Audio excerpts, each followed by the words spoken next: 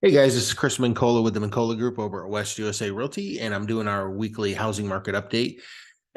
When you get a chance, please make sure you subscribe to our YouTube page. You can check me out on Instagram at Chris Mincola on Instagram, and also we're on Facebook and all that good stuff. So make sure you follow us and subscribe. You usually can get most of the videos and their videos in their entirety. You're going to find those on YouTube. So check us out at Mincola Group on YouTube. All right, guys, let's take a look. I'm going to share my screen here with you and get started on this right away. Okay, so we were dealing with the housing numbers, and we talked about how they actually kind of jammed in over the last couple of weeks. I talked about how they jammed in the actual seasonal stuff and some of the migrants that were working in this, and also how that boosted some of their numbers coming in, the January numbers. So we saw that the other numbers came in last week, and those unemployment numbers actually increased. So that in and of itself, with those two things combined, show us that, this taming of inflation, the rate hikes were already, doing more than they had been reporting. Again, a lot of this stuff is going to lag. A lot of times, a lot of this information comes from, computer generated stuff. And again, typically with the Fed, everything's always in a giant lag. And why they skewed those numbers that way, I'm going to actually put together a little spliced video with Barry Habib talking with some other people on a panel about this.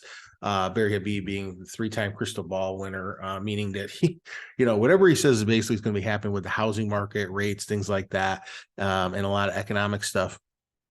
He's, typically going to be right unless something comes out of left field, but what is likely the data point sets and what we know historically is supposed to happen. So what we saw there was that already increasing. And then we had the whole SVB and Signature Bank collapse and some other banks that are in tipping point. We saw the FDIC come in, take over control, Janet Yellen, with, last year.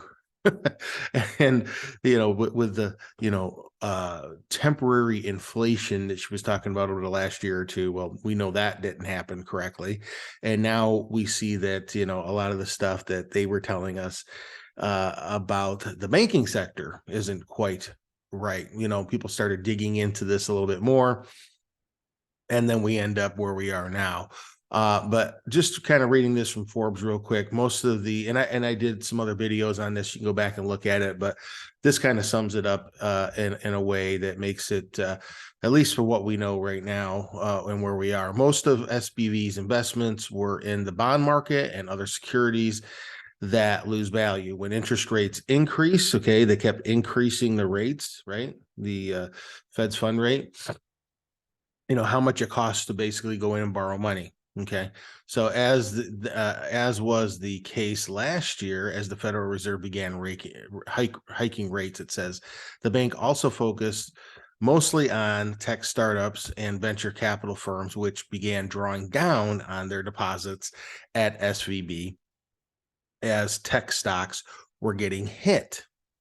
SVB realized more losses when it tried selling its securities, which had lost value due to high interest rates, and it ultimately wound up in a sudden liquidity crisis.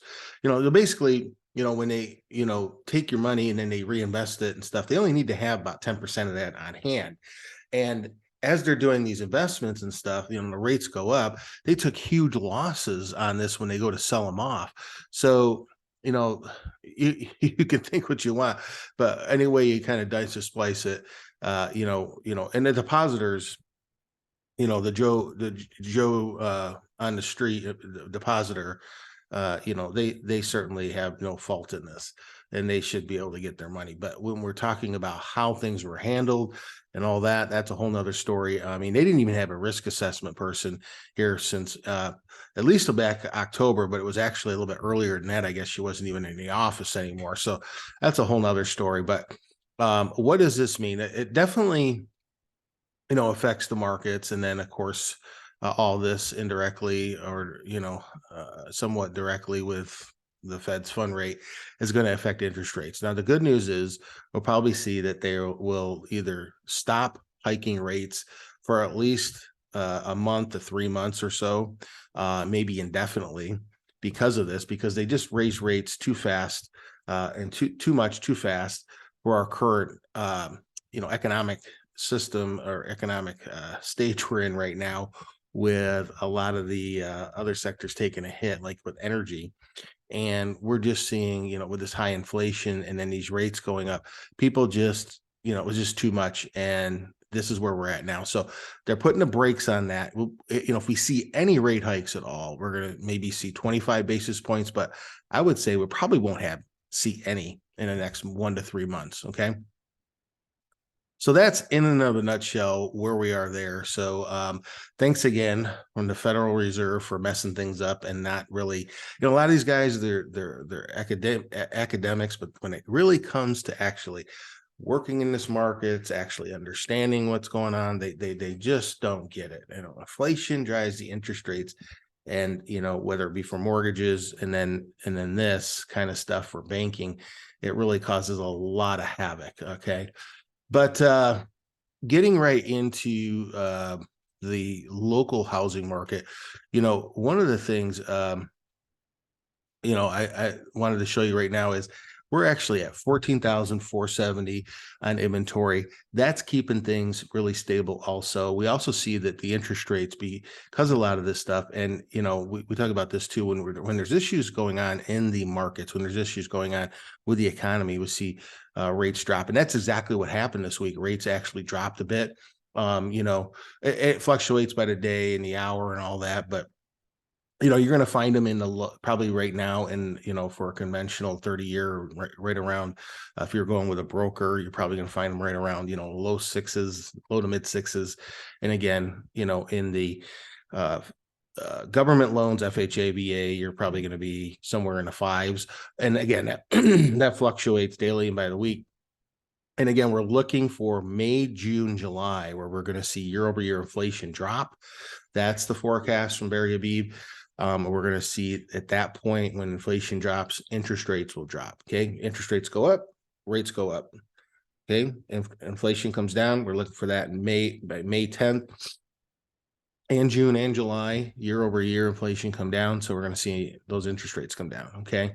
So that's what we're on the lookout for. Right now, I'm going to switch over here to quick PowerPoint so we can look at this. And this is the Crawford Market Index. Now, right now, our index is right around 132.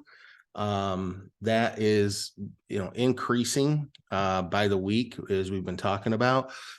This indicates where things are headed in our local market and the Phoenix market. So this is a good indicator. Anything, between 90 to 110 is a balanced market, 100 being totally balanced. Over 110 is a seller's market, below 90 is a buyer's market. So that's where we are right now overall on the index. And then our demand is at 83.3, and our supply is at 63.3. So they're about 20 points away from each other. When they get together, that would be a balanced market. But the demand right now is down due to the fact of the higher interest rates that we've been talking about. But we have seen, our increase in under contracts and increase in pricing. So we'll go through that in a second. And the supply, as I just mentioned, is still low. It's been low, and that's been keeping things pretty stable. As again, we're nowhere near where we were during a crash. For our market, in particular here in Phoenix, we had about 58,000 homes for sale back then. Right now, we're at 14,000. So a balanced market for us would be somewhere around 30,000, give or take a little bit. So that did, just to kind of give you those data points to understand where we're really at. And, all the doom and gloomers out there, a lot of times will tell you different in the media, but it's really just not the case. So for the Crawford Market Index, again, we can see, in these charts that, we were up before, obviously the last couple of years, we came down, now we're going back up again. And I just wanted to kind of show you that real quick. Also here, we can see the difference in the years going back to 2020, 2021, and 2022, and then 2023. And we can see these data points going up and where they were before and all that good stuff. So we're seeing it on an upswing, which is good. And then um, these are just a couple of the cities. What I wanted to get to was, I'll get to the cities in a minute, but let's take a look at this real quick. So the active listings, this is actually down from just a few days ago. So we can look at what we're at now, what I just showed you. So we're definitely using up a lot of this inventory. We see what's under, this is UCB under contract, taking backup offers, or people who are selling a house and buying a house, and the seller is taking backup offers. That's the statuses here. So we can see this is 3,000, or I'm sorry, 3325. That's up from last month and up from last quarter. Okay, which makes sense with the holidays from last quarter. So that's a good indicator. Things are on the upswing. What's pending is up from I'm sorry, what's pending is actually down a hair from last month. But again, it makes sense with the slight little raise that we had in the interest rate there, kind of slowed things down for about a week or two, and then now rates are back down again. So we're seeing a little bit more foot traffic there, people being able to qualify for more of a home for what they really want and that sort of thing, more affordability and a payment. Okay, so this all kind of bodes out with what we're seeing here. Listings under contract, and that number is actually up a bit, okay, for all total listings under contract, whether it be UCB, pending, whatever. That's actually up overall. So overall, we're up a little bit. And then we see sales per month going up quite a bit. We went from 6486 to from 4515 last month. Sales per year were obviously down from last year, because last year was the anomaly year. Days on market, that hasn't changed too much, but we see that that's going down in a good way. Days on market, and days active. So what I wanted to show, though, was more importantly down here, average sales price, okay, monthly sales price and median price. So last month we were at 515. And then previous quarter, we from last year where we were, okay, look at that. Now look at where we are now, 534. Okay, so we're seeing that price. Yeah, we dropped, right? We know there was a shift, but we're back up again. At the peak, we're going to be, right around 580. So, or 572 last year. It would have been 575 would have been at its peak last year, but year over year for the month, that's the difference here from 534 to 572. And then last quarter, 525 to 534, and last month, 515 to 534. So we're definitely seeing a direction going up. And number one, it makes sense because we're just going into the busy season, spring, early summer for us. And then same thing with the median price. We saw that go up 418 to 410 from last month, and so on. So we're seeing that, again, pendings are going up, sales going up, prices going up, and the overall index, again, is going up, and it's going up towards, again, it's not crazy because remember, we were like in the high 400s for the Cromford Market Index when we were in the anomaly year and a half here, or a couple of years, but that was our peak. Now we're at 131. So it's definitely a little bit of a advantage to the seller, but not a complete advantage to the seller. And right now is a great time to buy because, again, we hit the bottom in December for pricing. We hit the bottom in December 2022 for pricing, and it's only been going up from there overall in properties going under contract and prices. So right now is a great time to buy, get ahead of the curve. Okay, rates just dropped, went back down again. And then again, if you buy now, you can always refinance later with no out-of-pocket costs. Matter of fact, we can get those seller concessions for you to get you into the buy down programs, and then actually start with a lower rate than the normal rate would be right now. Get those seller concessions from the seller or the builder. Get that now in your escrow account. And when you go to refinance later, you can actually use that money in the escrow account for your refinance. And there's no out-of-pocket cost anyway to refinance. So when those rates drop and go to fixed at a lower rate, be a great time to save a ton of money there. But right now you save a ton of money on the price of the property and get those lower buy down rates now. And you're not even paying for them. So get ahead of the curve. If you're thinking about buying, don't wait, because then what's going to happen when those rates drop, and they drop considerably, there's going to be a stampede, and we're already in a low inventory situation anyway. And we're going to, see that inventory probably, from all intents and purposes could be cut right in half, because really when we're talking about inventory or new inventory, when somebody's selling a home, a lot of times they're buying a home. So that kind of cancels that out. So really the new inventory is the new builds, right? For the most part, when we look at those numbers. All right. So right now, as far as the individual cities, Chandler is number one on the index at 202. Wow, skyrocketing. Overall, we're up a little over 12% for the month. And last month we were up 13%. So we are seeing a little slight, deceleration in the increase over overall CMI, but it's still increasing. And 24% in the last month for Chandler is topping the list. And the other one that had a huge gain was Glendale at 21%. Gilbert, 27% increase. Okay.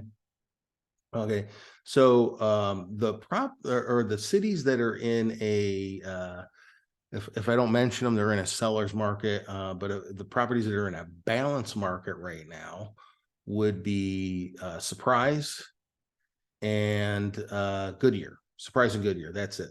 Everything else would be over 110 in a seller's market. Or we look at Queen Creek, Maricopa, and Buckeyes bringing up the caboose at the lowest end there. But Queen Creek, Maricopa, and Buckeye, those are buyer markets right now, but they're all on the upswing towards going to seller market. The only decelerating cities right now are Tempe by 2%, and that's 131. So that's still in a seller's market, but it decelerated 2%. And then Paradise Valley at 122, so in a seller's market, but that went down 14%. Okay, so all right, there's quickly on that. Now, what the Crawford people at Crawford are saying about the market this week, and looking at something specific, and that is investors or iBuyers.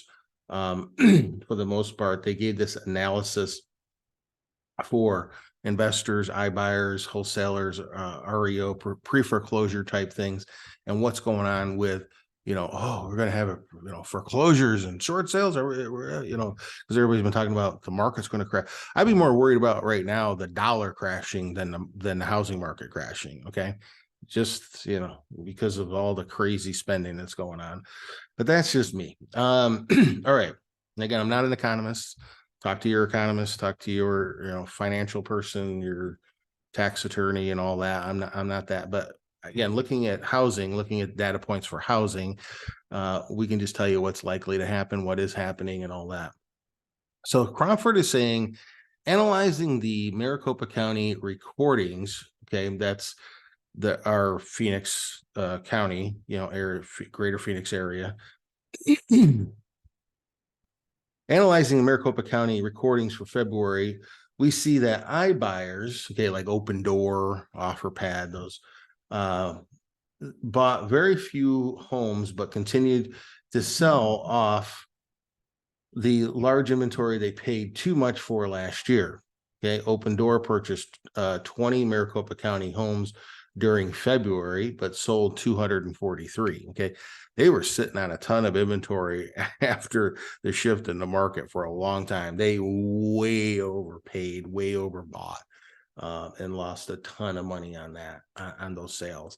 And that also held up a lot of the numbers in what we were looking at as far as inventory, but it was just all these skewed numbers because they were just I mean, we saw properties they were paying on $50,000 over what they were worth or over what other people were willing to pay. It was insane what was going on up until about April, May of last year. So it says, okay, but they sold 243. So only purchased 20 in Maricopa County homes in February, sold 243. Okay, big difference in what they were doing previously. This was their best selling month since September of 2022. OfferPad purchased no Maricopa homes, Maricopa County homes at all in February, but sold 65. Okay. OfferPad will be a little bit smaller than Open Door in our area, but they do a lot of these investor purchases. This was their best selling month since May of 2022. Okay, for OfferPad. Okay. They didn't buy any, but they sold 65. May of 2022, that's when all this kind of shift took place, right around April, May-ish, okay, last year, because inflation rates just went sky high. Large scale institutional investors are buying far more far more than iBuyers with 118 acquisitions in February. Okay. However, this is far below February 2022 when they purchased 531. Wholesalers are expecting are active again after 4 months of low volumes. They had 110 closings, only slightly below the 127 we saw February 2022. REO sales, real estate owned, those are bank owned. Basically, they didn't sell at auction, so the bank goes back out, relists them on the MLS to try and sell them. Okay. So these are distressed or bank owned after foreclosure or whatever type properties. REO sales, pre-foreclosure short sales, and trustee sales all remained very low during February. No sign at all of a wave of distress occurring. Okay. So no wave of distressed properties coming our way, guys. So in a nutshell, that is all I have right now. If you guys have any questions at all, would like a report on your specific city or area, zip code, whatever, let me know. I'd love to be able to get you more of that information and help you out. If you have any questions at all, you can check us out at MincolaHomes.com, MincolaGroup.com. And you can email us at home@MincolaGroup.com. Call, text us 480-788-8569. We'll talk to you guys next time. Thanks.